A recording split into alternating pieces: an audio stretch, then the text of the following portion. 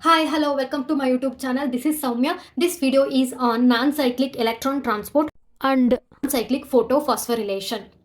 Okay, first we will look at the definition here. Non-cyclic photophosphorylation, it is nothing but a photophosphorylation in which the electron molecules which are excited are not going to return back. Actually the meaning of non-cyclic. It occurs when there is a bright sunlight and both photosystem 2 and photosystem 1 both are involved in this. Okay, in cyclic electron transport system, photosystem 1 is involved. And this non-cyclic photophosphorylation has another name that is called as Z scheme. Okay, it is also called as Z scheme. Okay, now we will look at the mechanism. So what are the steps are involved in non-cyclic electron transport system? Okay, I will just explain. First I will explain with the points now, and later I will explain with the non-cyclic photophosphorylation with Z scheme. first point here. So as I used to mention in the previous video, as a result of electron transport, 12 protons are accumulated in the thylakoid membrane, right? We know this, I have explained this. As a result of the electron transport, now there are 12 protons are accumulated in the lumen. 12 protons are accumulated in the lumen, in the thylakoid membrane, or you can say in the thylakoid membrane. As a result of electron transport, 12 protons are accumulated in the thylakoid membrane. So as a result of electron transport, 12 protons are accumulated in the thylakoid membrane.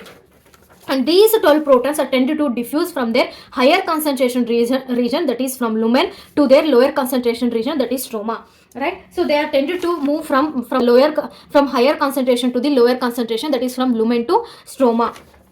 And however, these protons cannot diffuse through thylakoid bilayer because it is a lipid bilayer, and there is no, this lipid bilayer doesn't allow the ions and other molecules move from this side to this side. As a result of this, because since this the lipid bilayer is impermeable to protons, therefore the protons tend to diffuse through ATP synthesis. So they started to diffuse through ATP synthase.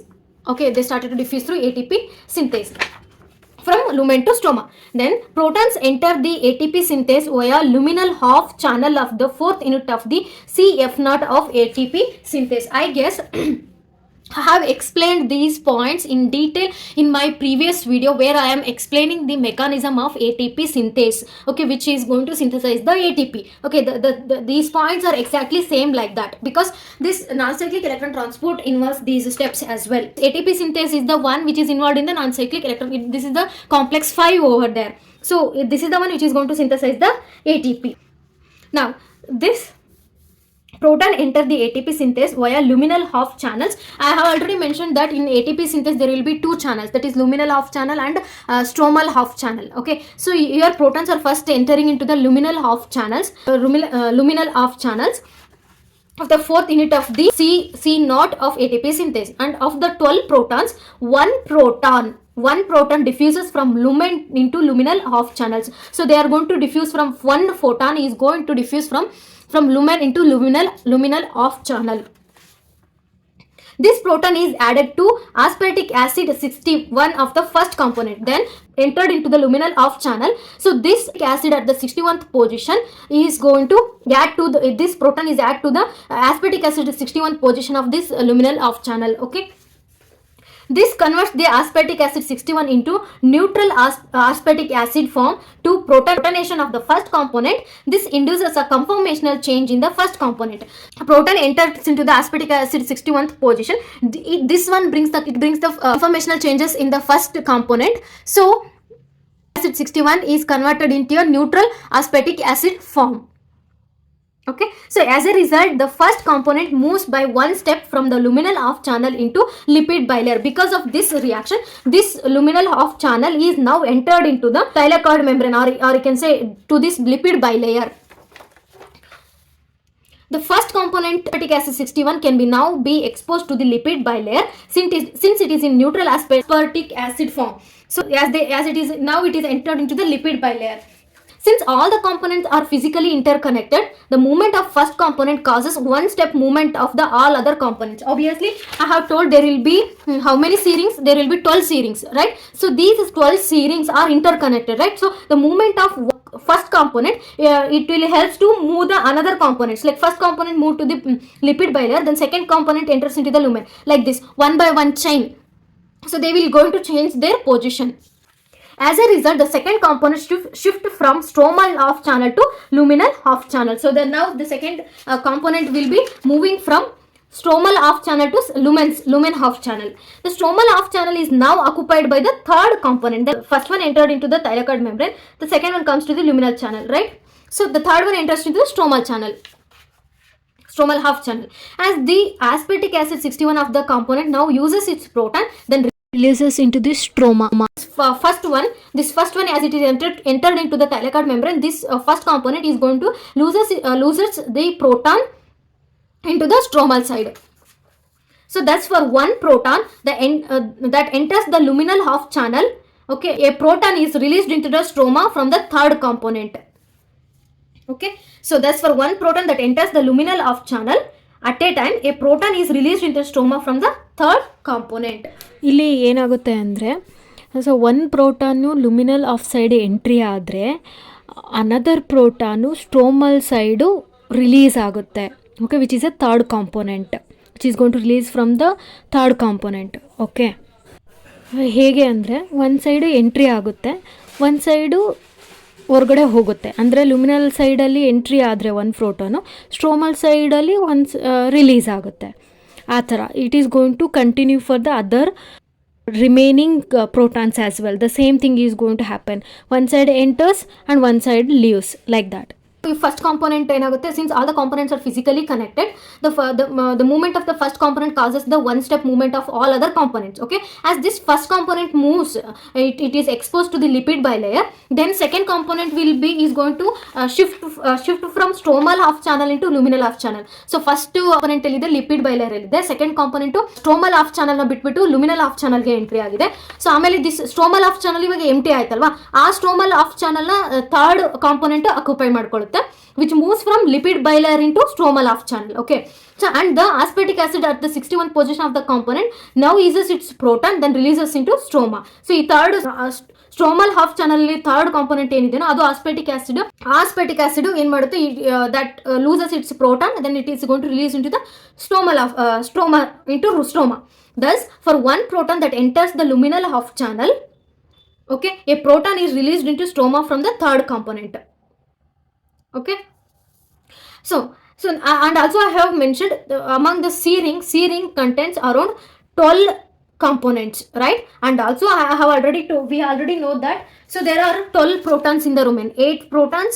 Okay, 8 protons which is moving from stroma to lumen through the cytochrome B6F, and 4 protons by the photolysis of photon. So total how many protons are there in the lumen? There are 12 protons are in the lumen. So now one photon is moved to the another side, right? So how many is remaining? 11 is remaining now. So of the remaining 11 protons, a second proton diffuses from lumen into luminal half channel. So now what happens, the proton which is from the, okay, I will explain with the diagram here. So in this second proton, okay, that is going to diffuse from lumen into luminal half channel, and it attaches to the aspartic acid 61th of the second component, and this protonation of the second component causes a conformational change, and the second component now moves from luminal half channel into a lipid bilayer, and again the third component shifts from stromal half channel into luminal half channel, and now the fourth component now moves from lipid bilayer into stromal half channel. Okay, and this aspartic acid 61 of the fourth component loses its proton into a stroma. So like this what I have explained, this step is continuously moving for all other remaining protons. Okay, this is same like this. Okay, so which is in the lumen, that is entering into the luminal half channel, and proton which is in the stromal side, that is entering the stromal half channel, like this. So the one by one protons are moving, and they're releasing into the head, and as well as the stromal side. So this process continues for the remaining protons and the components. Okay, so remaining protons and the components. For the first component to come back its original position, the number of steps required will be equal to the number of transmembrane components. So ಇದರಲ್ಲಿ first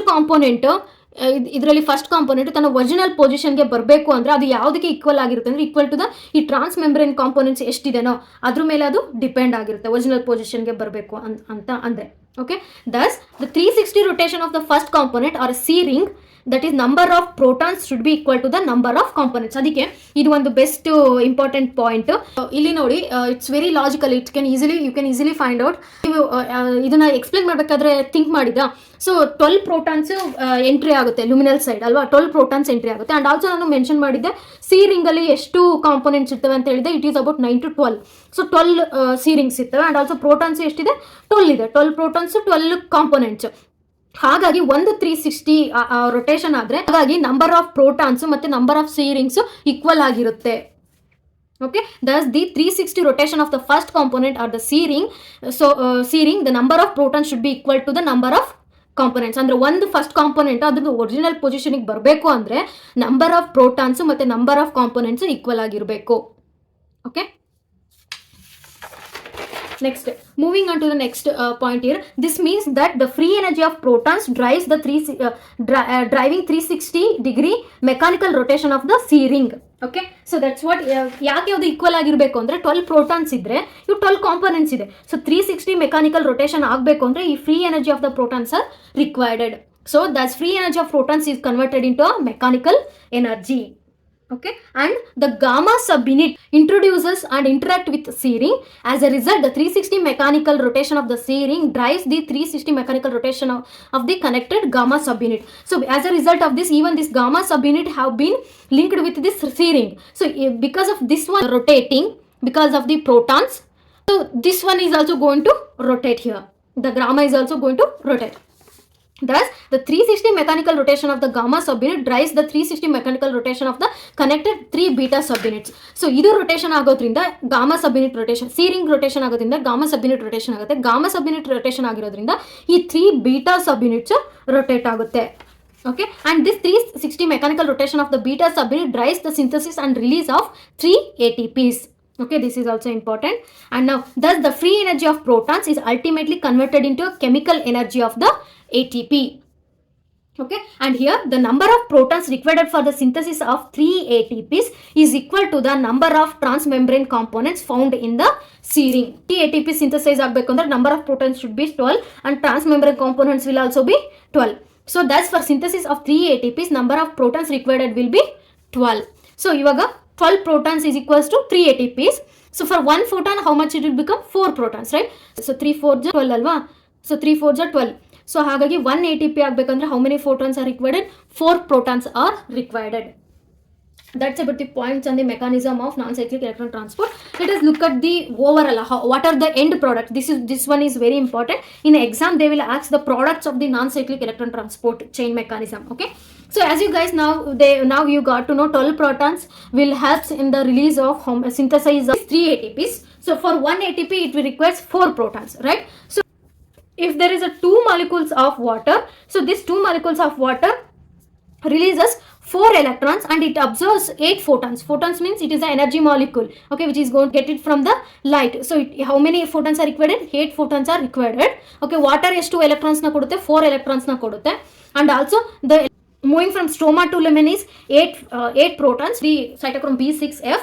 And by photolysis of water means by splitting up of water, how many protons are going to get? 4 protons. So 8 plus 4 protons is 12 protons, right? So 12 protons are accumulated in the lumen. So by this one, what is the product that is going to is from the non-cyclic electron transport? That is 1 oxygen, 2 NADPH and 3 ATPs are going to release from the and or you can say these are the products of the non-cyclic electron transport chain mechanism. Okay, so you have to remember this. So in example idru melena questions keltare, that is 1 oxygen, 2 NADPH and 3 ATPs are the products of non-cyclic electron transport. Okay, now move on to the another concept that is non-cyclic photophosphorylation, which is I am going to explain with the Z schematic representation. Let's begin with this Z scheme. Already know this, there are photosystems, right? The 2 photosystems are involved in non-cyclic electron transport system. That is photosystem 2, cytochrome B6F and photosystem 1. So these are all involved. Here what happens? First, light means the radiant energy. The light energy is going to absorb by the chlorophyll, okay, which absorb the 680 nanometer of wavelength. Okay, that is in the photosystem 2, which is in the photosystems 2. This is in the it starts with the photosystem 2. So, and here we also know this to so now by observing this light, so this chlorophyll that is got excited. Photolysis of water, that is photolysis of water means splitting up of water, and this water gives the 2 electrons. Okay, light, it's not giving any energy, it is only giving the photons to excite this chlorophyll molecule. That's it. Okay, electrons are given by the water here. Okay, and it has the magnesium and chloride as well. Okay, and this splitting of water gives the 2 electrons and 2 hydrogen atoms, right? So now what happens here? So as 2 electrons are moving, this excited chloroplast which carries the 2 electrons and transfers it to the pheophytin. Okay, it transfers it to the pheophytin, as you can see in the diagram. So it's transferred first into the pheophytin. Okay, pheophytin. So and then it is give it to the QA. Okay, and QB. As you can see here, this is going to transfer into the QA and QB, and it is giving it to the plastoquinone, which has the iron ion here. Okay, plastoquinone idu exam points kuda ivella. So iron irutte plastoquinone alli. So and then in plastoquinone ge akade stromal side inda 2 hydrogen atoms bere entry agutte. Okay, and then this electrons, and now again this electrons are moving from plastoquinone to a cytochrome B6F component, that is they are now from plastoquinone to they are entering into the cytochrome B6F component. Okay, and this cytochrome B6 adral kuda iron ide, and then after cytochrome B6F it is giving it to the plastocyanin, that is PC. So it is giving it to the plastocyanin, copper ion irutte. Okay, and iವಾಗ 2 electrons now they are reached into the photosystem 1. Now they are reached into the photosystem 1, which has the chlorophyll molecule of 7 which absorbs the light of 700 nanometer. Okay, and after absorbing this radiant energy, this chlorophyll also got excited. Okay, so now because of that these electrons are moving into the A0 and to the A1. Okay, they are moving into the 0 and then A1, and they are moving into the FX. Okay, FX, and they're moving into the FX, and then moving into the FA and FB. So and they're moving into the FA and FB, and they're reaching into the ferredoxin, that is FD, and they're reaching into the ferredoxin FD, and there is an enzyme called as FNR, and FNR means ferredoxin NADPH reductase, which is going to reduce NADP plus to NADPH. Okay, which is going to reduce NADP plus to NADPH, and 2 electrons are provided by this way, and also it requires a hydrogen atoms, right?